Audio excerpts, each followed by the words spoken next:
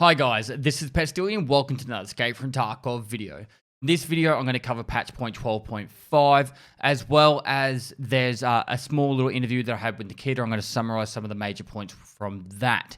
So guys, without further ado, let's crack straight into it. Okay, so starting with the PostFX changes. So at the moment, NVIDIA Freestyle was allowed with Escape from Tarkov and still is until the 1st of May. Previously, you were able to use Reshape, but they disabled that. And as I said, NVIDIA Freestyle will be stopped by the 1st of May. And same with the replay system, NVIDIA Highlights. Now, in the game now has PostFX, and you can adjust these however you see fit.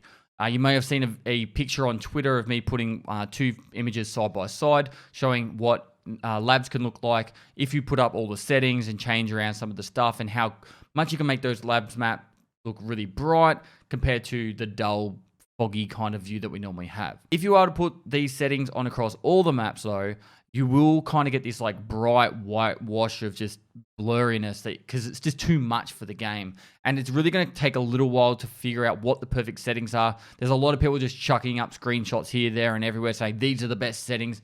And I'm sure you're going to see probably about 100 videos come out within the next 24 or 48 hours showing you the best settings for PostFX for Escape from Tarkov.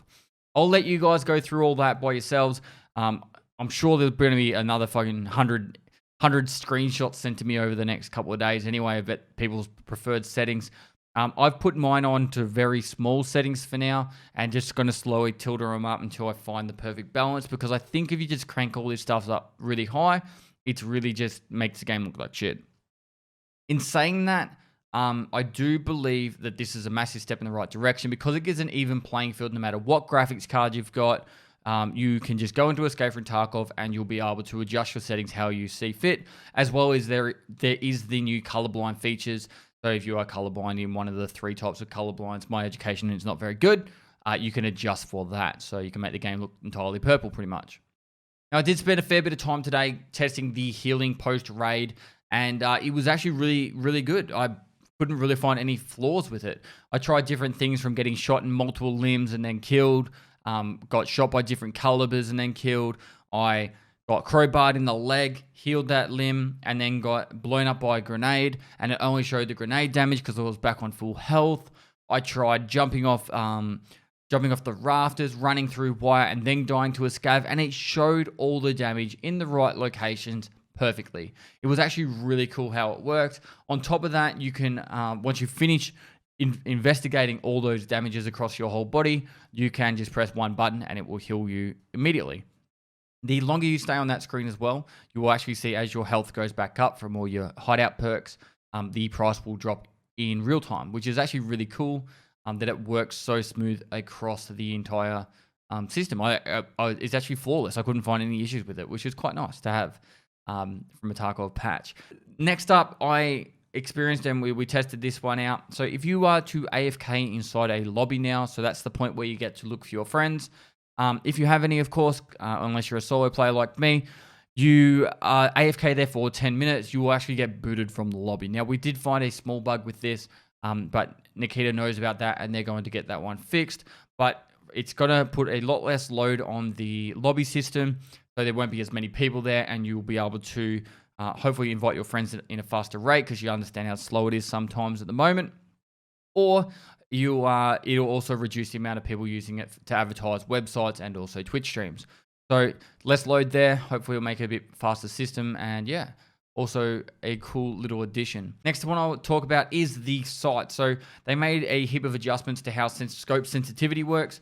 And if you use something like a Voodoo or a Valde that has two variable sights, sight pictures being the 1x or 6x, they should be both fairly quick moving in both, instead of one being really slow and the other one being really fast. Now for me, it's just going to take me a little bit to get used to, because I'm so used to using a Voodoo where it doesn't move very quickly in the 1x, and then the 6x is a lot faster, and I'm going to have to adjust for this. So personally, I'll probably have to play around with my sensitivity for my ADS a few times to get it perfect, but I know this was requested by a large amount of people, and hopefully if people are happy with it. For me, I kind of got used to it, but it's something that now I'll have to get used to again.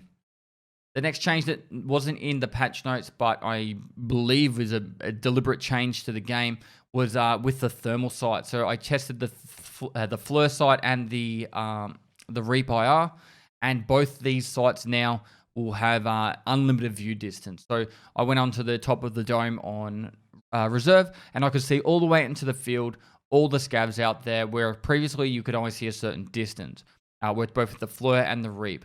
So personally, I think this is a massively good change. I know people say that thermals are OP. They're already skyrocketing in prices again, so you guys can argue over that side of things. But the changes in thermal sight should only be towards availability. It's the same argument I have with Mosins. I actually think Mosins should kill you in most situations to a chest or a head in one shot, but you either have to balance it through availability of the guns or the ammo. And I think that's how the thermal sights will go down in patch 0.12.6. So even though thermals are now just got a bit of a buff, don't stress too much. I think in the next patch, you're not going to be buying them heaps off the flea market, and it's not going to be as common as you think it might be. So let's just give it some time and see how it goes there. Next, there was various changes to the UI and the menu system. So now when you're in the main menu, you can see down the bottom left, it will say main menu and hideout. So you've got a button where you can just quickly switch between screens and speeding up that out of raid experience, which is always nice. On top of that, when you go to load into a raid now, you actually see that there's one less screen you have to click next on, which was previously the map screen. That's now been moved to the screen with all the map selection on it, and you can actually load up a map there. But to be able to load up a map, you do need to have the map in your inventory. So I kind of feel like they could maybe do away with this a little bit by just saying you can buy the map and permanently have it or something, because I don't see anyone ever taking it into a raid with them. Maybe some people do. I don't know. But personally, I don't see it. Now, for the patch 0.12.5, that is pretty much covering all the major testing that I did. I pretty much covered every single major change. And I'm sure if there's anything I missed, you guys are going to let me know about it in the comments below. But I do want to talk about the short conversation I had with Nikita whilst the patching was happening. So you can check this video out. I'll put a link down below for it. It's in the it's the previous video to this one. But we had about a half an hour conversation talking about the development and some cool stuff that's coming along. It wasn't anything too mind-blowing that you guys should get like super excited or blown away by, in my opinion. But it's definitely just some cool stuff that's coming up. So the major one is that the wipe is actually probably a lot closer than we think. He said that I myself or someone had said that the wipe would be about a month away because of they're trying to put out one patch each month, and that was my theory. He said it's actually a lot sooner. He said that the patch is ready to go, as in all the coding is done on the patch, but they're just doing the final testing to make sure it's stable to be released. So could be as soon as 2 weeks, might be a little bit longer. I will give you the very down and nasty of how a patch cycle works for a wipe. Usually they'll release the patch notes about a week before, and then about 1 or 2 days later they'll do the pre-wipe event, and then we'll have the actual patch itself. It's either that or they'll reverse it around. Pre-wipe event will start about a week before. Few days later, we'll get the patch notes, and then the patch will happen a few days after that. So that's generally the cycle of a pre-wipe for a wipe. So when you get that notification that there's either patch notes or the pre-wipe event, then start getting your knickers in a knot and getting all hyped up and all that good stuff.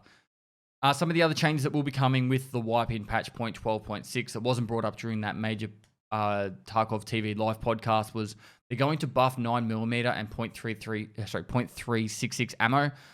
He said the damage and also potentially the penetration on 9mm ammo, which is sweet because it's kind of fallen behind all the other pistol ammo, even though you can use it obviously with an MP5 and PP19. The ASVL and VSS are going to get a slight ammo nerf. The major thing with this one is he's already increased the prices of ASVLs, VSSs, and their ammo quite considerably in the last month. I think 3 times now. But after the wipe, because the market's going to have a crash, everyone's going to be back to being poor. It's not going to be as feasible to be just running them over and over again.